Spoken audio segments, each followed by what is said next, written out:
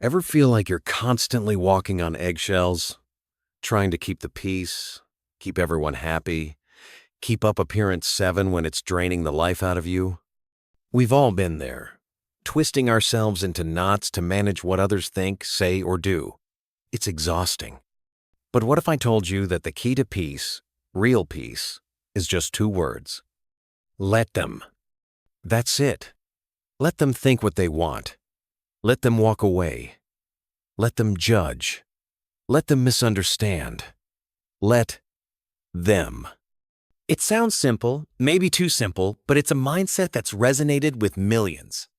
And today, we're diving deep into the powerful message behind the Let Them theory, the latest life-changing book by Mel Robbins that's got the internet buzzing. Let's unpack why this idea is striking such a chord and whether it really works. You know that moment when someone says or does something that completely catches you off guard. Maybe it hurts, maybe it frustrates you, and your first instinct is to jump in, explain yourself, fix the situation, make it right? Mel Robbins is here to say, don't. Instead, she offers a radically different response. Let them. Let them behave the way they want. Let them make the decision you wouldn't. Let them form their own opinions, even if they're wrong. Why? Because the moment you stop trying to control everything outside of you is the moment you begin to reclaim your peace. That's the heart of the Let Them theory. And it's not just a catchy phrase, it's a full-blown shift in mindset. Robinson breaks it down with clarity and warmth. She shows how much energy we waste trying to micromanage other people's behavior, trying to prevent disappointment or avoid conflict. But the truth? That's not our job. Our job is to stay rooted in who we are. The book is filled with real-life stories from people in relationships, workplaces, families who've learned to release control and stop overfunctioning for everyone else. She talks about the emotional weight we carry when we say yes out of fear, when we take on responsibilities that were never ours to begin with. And here's the beautiful part. The Let Them theory isn't just theory. It's practice. Mel gives you simple exercises, journal prompts, and perspective shifts you can use right now. She walks you through scenarios big and small and asks you to pause, breathe, and ask yourself, what if I just let them? She connects this idea to stress, burnout, people-pleasing, even anxiety, and you start to realize how deeply we're wired to manage others instead of focusing on managing ourselves. There's something powerful about the simplicity of it. This isn't a book trying to teach you how to fix people. It's a book teaching you how to free yourself. So if you've ever felt overwhelmed, overstretched, or just plain exhausted from trying to keep everyone happy, this book offers a softer way forward. One that's not about being passive, but about being powerful in the calmest way possible. Now, as empowering as this book is, let's talk about the other side of the coin, because no book is perfect and the Let Them theory is no exception. One of the biggest criticisms? It can feel a bit too simple. Don't get me wrong, simplicity is often what makes an idea powerful. But for readers who are facing complex emotional situations like trauma, toxic family dynamics, or deeply entangled relationships, the advice to just let them can feel a bit hollow. Sometimes it's not as easy as stepping back.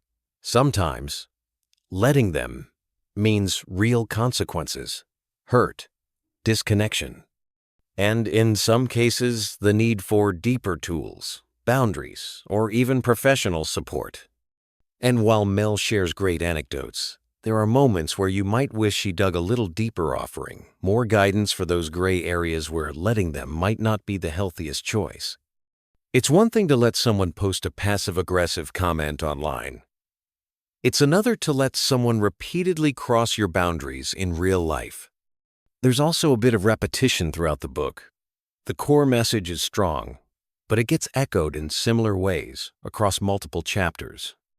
For readers who crave variety or structure, it might start to feel a little stretched, like a TED Talk that's been turned into a full-length book. And lastly, while the tone is very personal and conversational, which many people love, it may come off as overly casual or self-helpy to those looking for a more research-based clinical approach. But here's the thing. Sometimes the right book isn't the most complex one.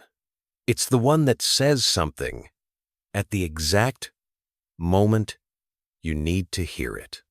So while the let them theory isn't flawless, it doesn't need to be. It opens the door. And sometimes that's enough to change everything. So what's the takeaway here? The let them theory isn't just a catchy title. It's a reminder, simple, powerful, and honestly a little liberating, that we don't need to spend our lives chasing approval, fixing others, or trying to manage how the world perceives us. Mel Robbins gives us permission, something many of us have been waiting for. Whether we realize it or not, to stop holding so tightly to what isn't ours to control. And while the book might not dive deep into the most complicated emotional landscapes, it does something just as important. It gives us language, a phrase, a mindset. Something you can carry with you in your back pocket when life throws you chaos. Next time someone doesn't text back, let them. Next time someone gossips, let them. Next time someone doesn't get you, like really get you, let them. Because the real freedom isn't in making them understand. It's in knowing that your peace doesn't depend on it.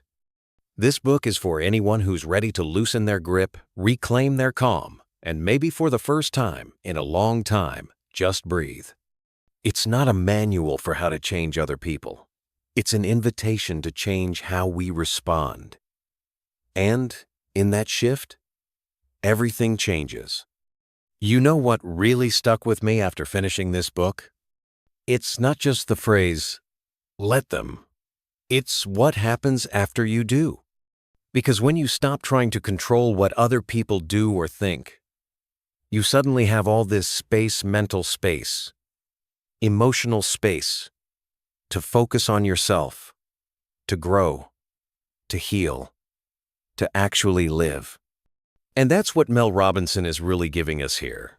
Not just a mindset, but a mirror. One that gently says, hey, you don't have to carry all this. You never did. I've started noticing it in my own life too. Someone gets upset with me for setting a boundary? Let them. A friend drifts away when I stop overgiving? Let them. It's not cold, it's clarity. And it doesn't mean you stop caring. It just means you care in a way that doesn't cost you your peace. That's why I think the let them theory is resonating so deeply. It gives people language for something they've felt for a long time, but maybe didn't know how to say. It's about reclaiming your energy from situations that were never yours to manage. And while, yes, it's not the deepest book on emotional complexity, maybe it doesn't have to be. Sometimes, the most life-changing ideas are the ones that fit on a post-it note, but stick with you forever.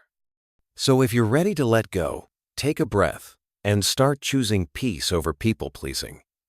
This book might just be the nudge you didn't know you needed. Let them, and then let yourself live.